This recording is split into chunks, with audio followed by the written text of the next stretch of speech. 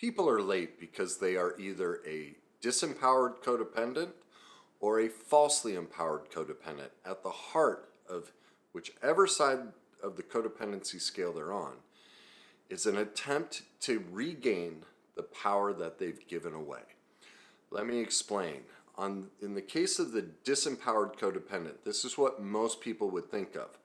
They're people pleasers. They put everyone else's needs first.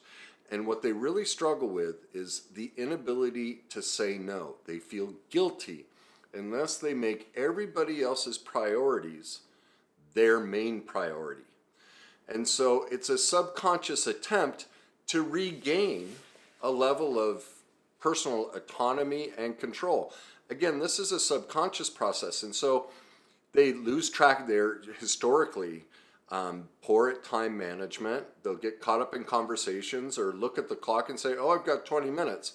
It won't take me long to rebuild this cabinet, and they start a project right there at the end. Now, again, it's mostly subconscious that they take on this endeavor right at the last minute because they feel so powerless inside, because they're making everyone else's priorities.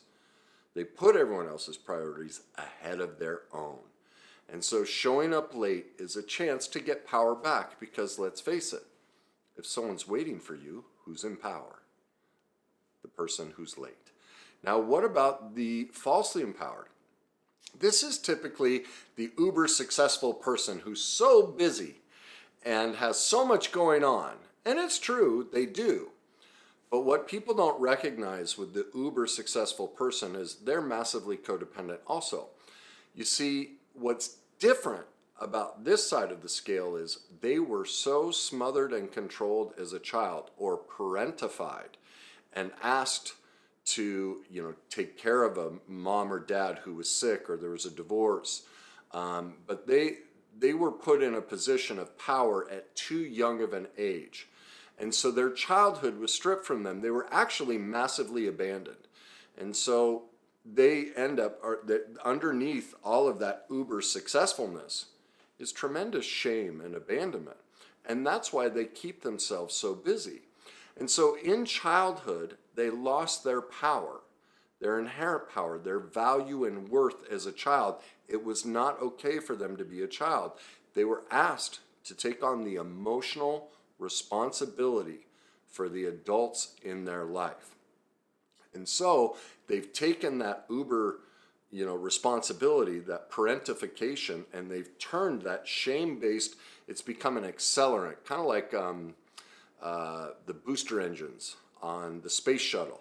They've just used all of that to drive them and have all of these activities. But underneath it all, the falsely empowered codependent who's uber successful and always late, underneath all of that is tremendous abandonment and a fear of intimacy, because look at what happened to them as a child.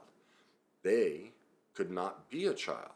And so being late for the uber successful, falsely empowered person who's uber busy is all about distance and control and making sure a person doesn't get close enough to them, because again, they are in the power position. So whether someone is late because they're on the more disempowered, what we would tend to call, I'm not calling them this, but look like the victim position, or the uber successful, falsely empowered, who looks like the successful victor position, at the heart of whichever side they're on, both have had an inherent loss of power.